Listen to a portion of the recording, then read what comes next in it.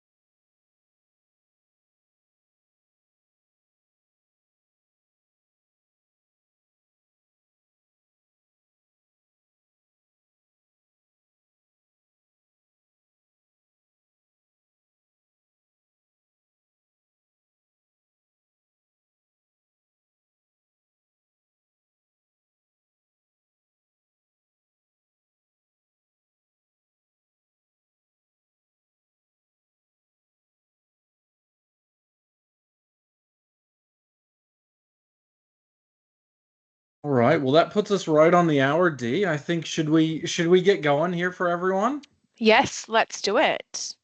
I'll jump in and do an intro, JM. So, good morning, everyone. My name's Deanne Palmer. I am the New South Wales Account Executive looking after local government for ASI Solutions.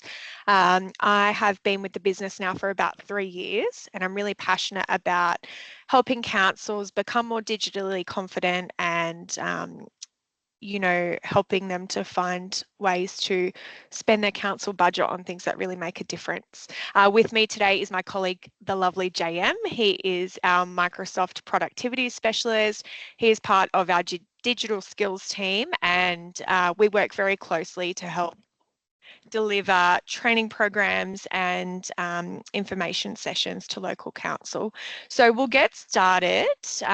First of all, actually, thank you all for joining. I know it's a really crazy time of year and I understand how busy all of our calendars are. If you have any questions today, please feel free to pop them into the chat and we will answer them at the end, and we'll provide our details as well so you can contact us later after the webinar.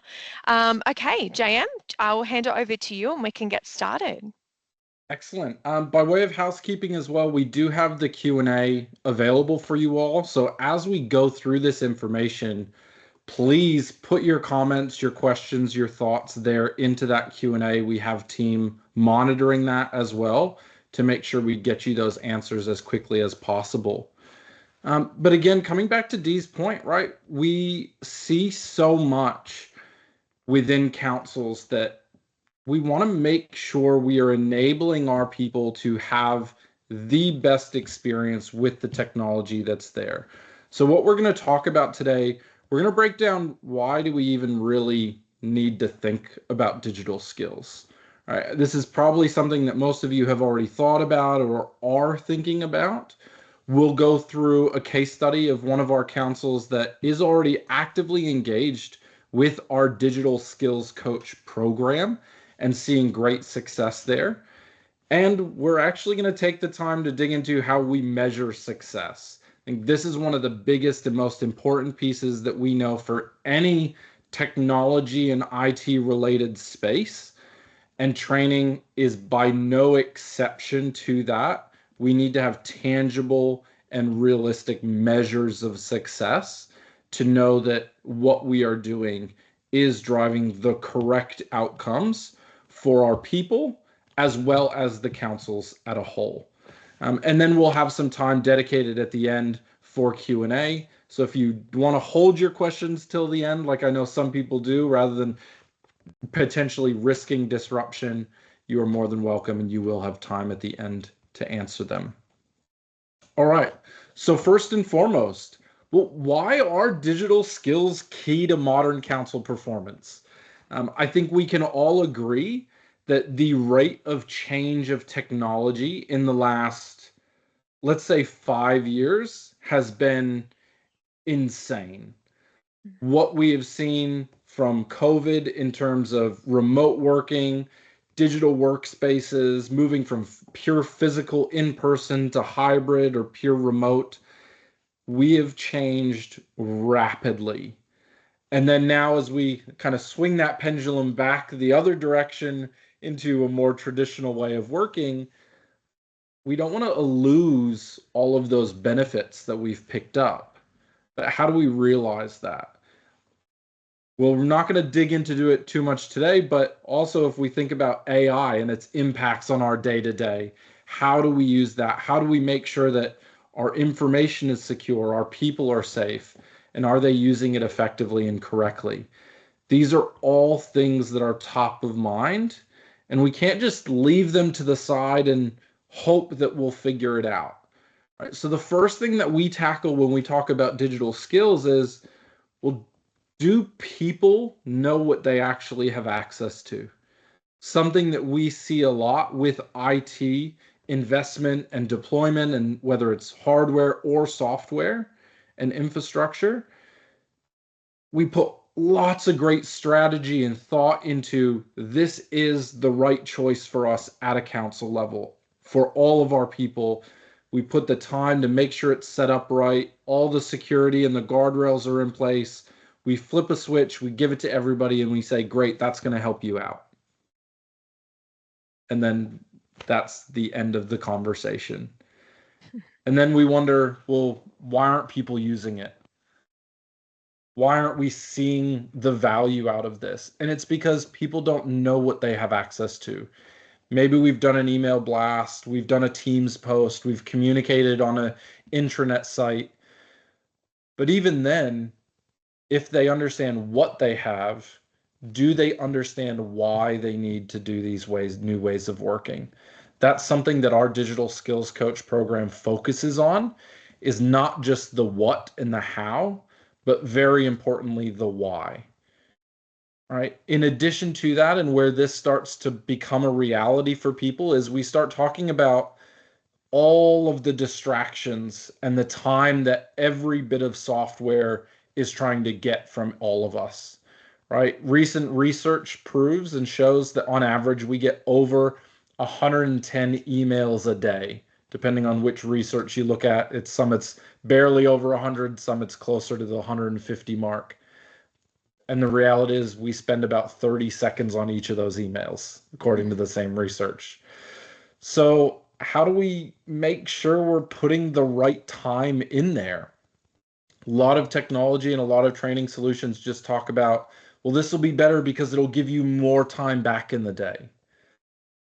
Well, the reality is if it gives me back 30 minutes or an hour every day, that doesn't mean I leave work an hour earlier, right? So it's not really time back, it's efficiency.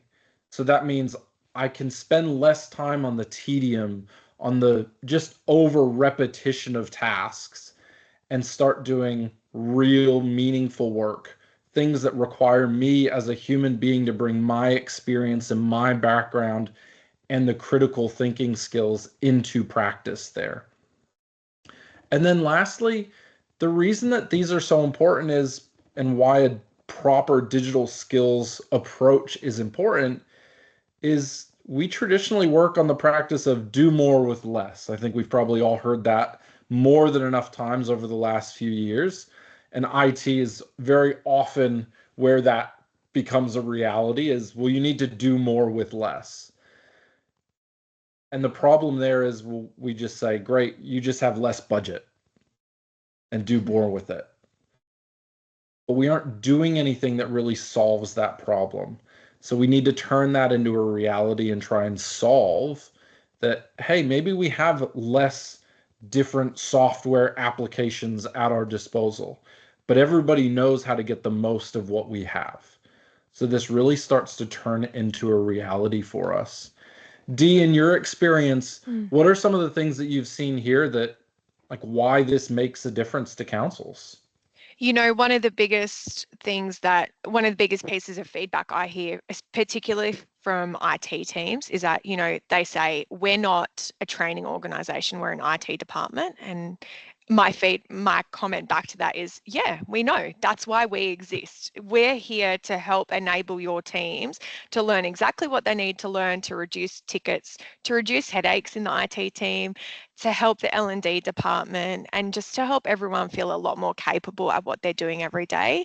I think something we always see is that IT spends a lot of money and organizations spend a lot of money on these fantastic devices we've got in front of us, but it's a hand out the box solution, which can be lovely if you know exactly what to do with that device. But when was the last time your organization actually received training to get the best and the most out of it? So I hear that almost every time I speak about digital skills with councils, I hear the same feedback, which is quite interesting to me. Yeah, right. And we want Mm. to put the best people in the best positions, right? Yeah. Not everybody is the stand up in front of the room and present to a large group person at Mm. all. And so rather than trying to tack these additional pieces on to various parts of the business that don't really relate to their skill set or why they've been brought on, that's a great opportunity for us to support and come in and help you with that capability. And as well, to Dee's point, maybe you do at a council level have a learning and development team. Absolutely. But I guarantee, as a learning and development team, your only priority is not how people use their technology better, right? Mm. You've got safety things, you've got security that's in there, you've got general health and work safety standards as well. So you have all of these pieces. What this allows us to do then is help you scale that effort and that time and that impact as well, rather Mm. than trying to do everything yourselves. So, Can I add there, JM? Sorry, just absolutely. quickly. In working with a couple of learning and development teams over the last 6 months, I think we've really understood the importance of a very consultative approach with those L&D teams. I think you would agree, JM. Absolutely. One council we work with is Inner West Council, and we speak to their team almost weekly, I would say, and we make little changes in our delivery plan, or we'll take on feedback. There was one instance where they had some feedback from some of their team internally saying, hey, we really love this particular session, but we want more. We want more just for our small team of 10 to 15 people, and we want to know as much as possible about this one topic. So then from that conversation, we were able to tailor the rest of the program and make sure we really were able to cater to that group. And I think that's really important. We're not just going to say to you, hey, we've got this amazing program and give you access online without any additional conversation, or throw some PowerPoint presentations at you and leave it at that. It's very hands-on, very tailored. Yeah, it's amazing. Sorry, Absolutely thank you. right. And I think that leads so well into this case study that we've done with Hornsby Council as well, right? Something that, speaking to them, we've been a partner with Hornsby Council for quite a long time. And what a great opportunity. They said, hey, we've got all of this stuff, but we know we're not using it as well as we could. So how do we do that? And so I remember it took about a year because we built a very comprehensive program, but it took a year for us to actually start because we dug into, well, what are you trying to accomplish as a council from an IT standpoint, right? Their technology and transformation team looking at, okay, we're trying to move off of local drives to cloud storage. Mm, So, how do we balance that experience for people and demystify the risks of cloud storage as well as make sure that it shows up where people need to be? And I think that's something that's really important as we look at this. One of the biggest parts of our digital skills coach program that we've done at a council level is we still have to be there in person to deliver that training, right? That makes such a huge difference for anybody that had an opportunity to attend traditional IT training. Maybe you attended a Windows training, back in the mm. day. How significant that made you feel that your organization invested in you to go send you so that you knew how to do that thing. Mm. Now, what we've done with council, rather than them sending people somewhere, is we take the time every month to show up where their people are. So we're visiting a few different council buildings to actually gather their people to minimize that disruption to council workflow, but also ensure that more people have an opportunity to show up. It's great. There's some camaraderie. The level of conversation that then builds because we've got people from different business units and different areas, library, public services, at the depot. And even though they may never cross day to day in their roles, by being in the same room and talking about these solutions, they start to see, oh, there's some overlap here of how this could be used or why we want to think about it.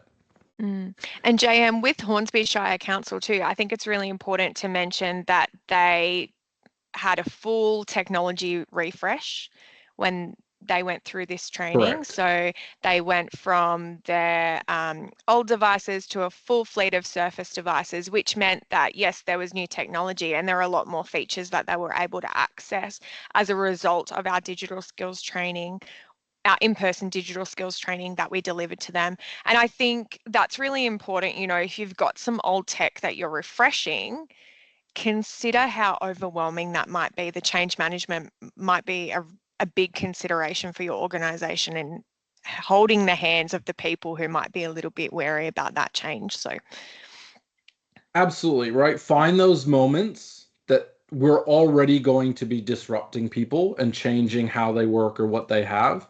And let's build on that. Let's set them up for success, right? mm, Strong emphasis on practical benefits, right? mm, We don't want to just come in and say, here's the buttons, here's how you flip the switch, we're good to go. Right? mm, We will actually explore why that makes a difference to you. Hey, why should I even consider writing emails or writing documents or taking notes in a meeting with voice? Well, the benefit is it frees us up. We're not stuck keyboard and mouse. Or why should I start thinking about digital ink as an mm, option to annotate and build things? Well, the research proves that our ability to retain and recall information when we're taking notes with digital ink or physical ink is so much improved and so beneficial to us as humans and as people. So we start thinking about these things. And as we did this with Hornsby, we really started to think about what's the best way to deliver this for councils. We know that councils sit in a really unique position. You've got such an incredible responsibility for your community, for the people that you employ, as well as the people that live in those areas. Budget is always tight and a concern and over scrutinized because we need to make mm, sure that we are responsible guardians and stewards for the money and the people that are in our areas. So we built a unique digital skills coach for council offering that leverages the best of in-person training mm, to still drive momentum, have some really flash key moments that drive awareness and excitement, but still incredibly well leverages our own unique learning management system, as well as this self-paced, on-demand learning to support that piece. I think this is something that when we think about if we've ever attended traditional training before, there's always way more information than we can consume in the moment and retain in the moment. And we want to. We want to improve. We want to find out ways to do better. But when we walk away, I might not remember all of the things that they talked about. So our team has built in-house, we're up to over 300 unique videos that are designed to be self-paced and bite-sized. Right? 5 to 7 minutes to focus on key skills, key practices that can help people improve their digital literacy on a regular basis. mm. Now, Dee, I know you've gone through this 15-minute digital skills piece with us internally within our own business at ASI. What are Yeah. some of the things that stood out to you with that approach?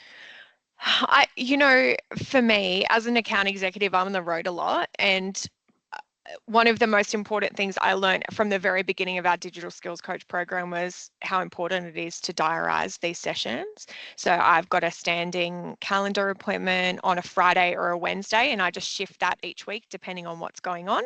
And I set aside that time. I literally do 15 minutes worth of sessions and then I'm done. And one of the greatest things for me was learning about, reducing those notifications so I don't get distracted. And one of my favorite takeaways was something to consider. Why do we access our mailbox and our emails so many times in a day? We don't go to the letterbox 20 times a day. Why are we checking our emails 65 times a day? It's just not necessary.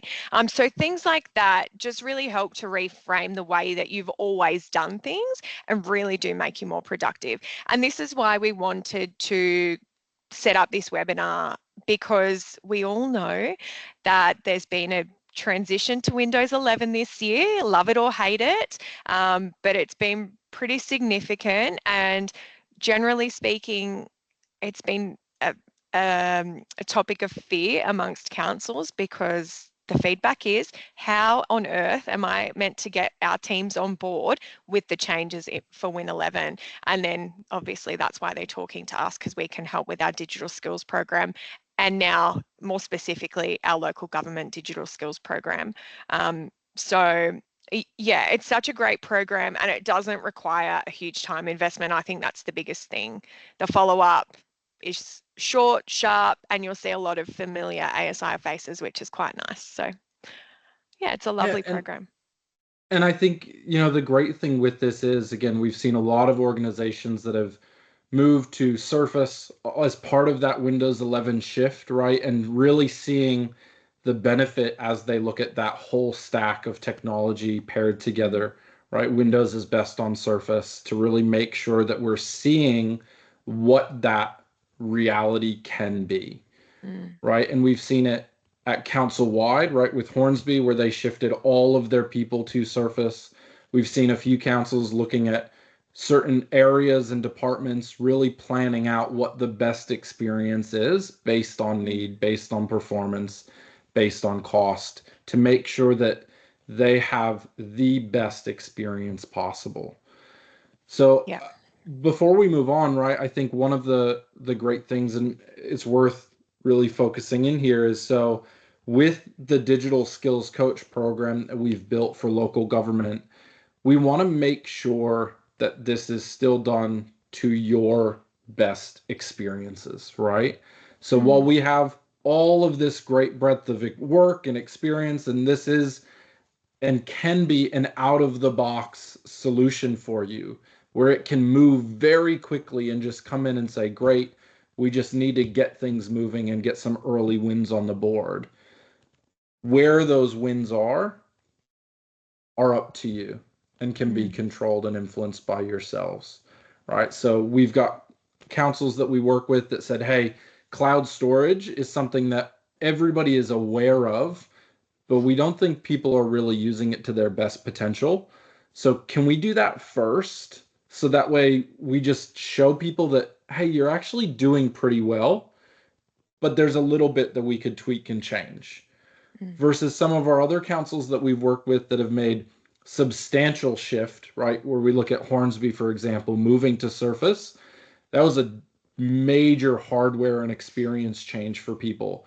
And so we said, hey, you know what? We need to put the hardware at the first end of this so Mm. people understand what it means to even talk about multimodal computing, right? How do I use a microphone and a camera? How do I use digital ink and pen effectively in my day-to-day role? Because that then filters through all of the rest of the things. And we give them more and more reasons to see why this change has happened as we slowly introduce more topics. How do I run an effective meeting? Well, if I don't have a good camera or a good microphone, then there's only so much I can do to have an effective meeting, right? If we're Mm. hybrid or remote. Mm. So there's some great pieces there.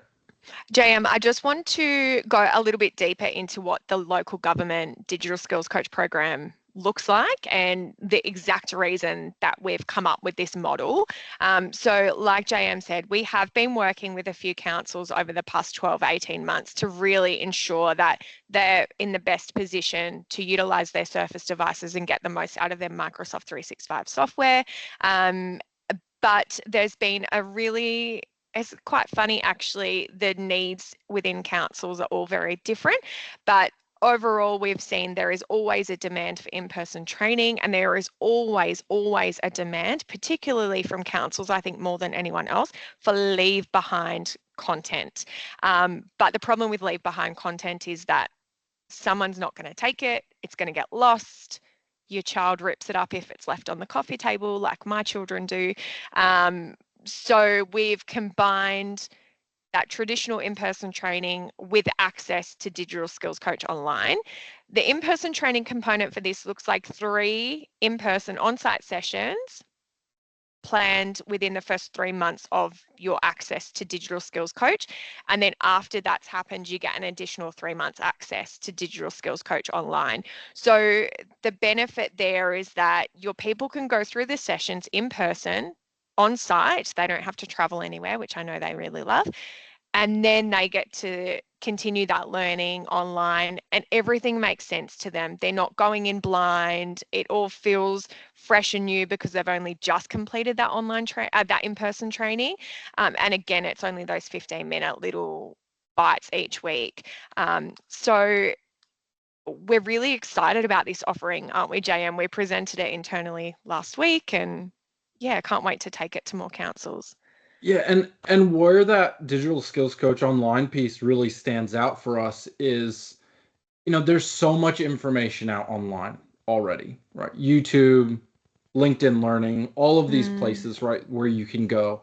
And yet it comes back to that fundamental principle of, well, I don't know what I have access to. I don't know what I don't know. And so Or something how that to search for it. or how to search for it, or even if the thing that I've searched for is the right one, right? Something that we see in a lot of places that, Excel is always the top of mind for a lot of people. And well, how do I do better and use Excel more effectively? And yet still in a lot of places, the top search result when it comes to how do I find more about Excel is still looking at, Excel 2013 or Excel 2016. So it's not the current version that they have access to. So with all of this content on Digital Skills Coach Online, we commit to maintaining that and keeping it up to date and current. So we have a regular refresh cycle where we go in there and review, because Microsoft continues to add more and more capability and efficiency and efficacy in there for our people. But that means buttons change, settings move, right? Capability gets added. And so we maintain that content and as a commitment to the program, so that way it stays as current as possible for your people, right? Again, the hazard of leave behind content is as soon as it's printed, it's out of date, right? So this we endeavor to keep those up to date for us. And it's also a really great, sustainability factor. A lot of councils have a sustainability measure. We have a sustainability measure. If we're not printing hundreds of brochures to take out on site with us, that's a really good thing. Yeah. Absolutely. And Dee, I think the last piece that we want to cover before we hold some time for questions, and to me, as strange as it sounds, this is where I get the most excited about this program. Everybody always needs to know, well, how do we justify this cost? How do we show that this is actually doing something and helping us move the needle and making sure that our other investment is effective? Because now we're essentially doubly invested. We've invested in the solution and we're invested again to make the solution a reality. So how do we prove that we've done it right? We measure this on 3 key areas that we look at that really start to stand out. Anecdotal being the first. Dee, you've been at some of our in-person sessions. Do you want to just highlight here why this is such a great piece as a measure of success? Yeah, I think the last session I went to, I was probably only there for 15 minutes. And not only did I hear people talking amongst the crowd, hearing that feedback within their little groups, which is incredible, but hearing the feedback presented directly to JM saying, oh my gosh, that was so incredible. Thank you so much. My favorite feedback is from IT teams when they say, oh, hey, there was a lot that I've picked up there, or we thought we were really in tune with the Microsoft software and thought we knew every little minuscule detail, but there was a lot we were able to take away. And same from learning and development. And I just think that from the sessions that we've run in 2025 to have so much valuable feedback already, there's a lot more we can do. And I'm excited to hear about how more councils take this on. But yeah, there is always a lot of really fantastic in-person feedback. So sorry, I rambled a bit there, but it's very No, exciting. that's great. And because Mm, I think it really showcases the energy that we get out of those in-person days, right? And mm, totally. I like to call that out. It is an important measure of success because Mm, people get excited about it. And like it's so hard to get excited if you're not like a super techie person. It's mm-hmm, really hard to get people excited about technology and mm, IT. mm, But because we take a different approach and we capture these anecdotal things, they're great for newsletters. They're great for organization-wide emails and blasts that go out that show people are excited about this. mm, But again, when we're looking at a business level and a strategic level, that anecdotal feedback only goes so far, mm, right? We need to measure tangible result. So I've put here guided. So this is where we use that digital skills coach online element using a traditional learning management system where we can look and see how often people are logging in. How mm, much time are they spending to look at that content and investing in their own upskilling? Something that we see appreciated with this a lot is with learning and development teams, people and culture teams as well, right? So often we get people asking, well, I want to move to the next role or the next, how do I build capability or show that I'm invested to get a better performance review at the end of year? mm, Well, this is a really great way to do that and show as part of their development plan, hey, what are you doing to actually upskill yourself with what you have access to? Because it doesn't just have to be start doing the next role, but it can be how do you really improve the role that you're in to be more valuable and more effective and more efficient as an organization. So looking at that, really understanding some granular level reporting of how people are using this program, that helps us justify the cost and the spend on that digital skills coach piece. mm. And I think too, the reporting is really important when it comes to pushing the next cohort through training next year. So if you've got this reporting, you can say, hey, look how successful this was. Look at what our people learned, how many people were engaged.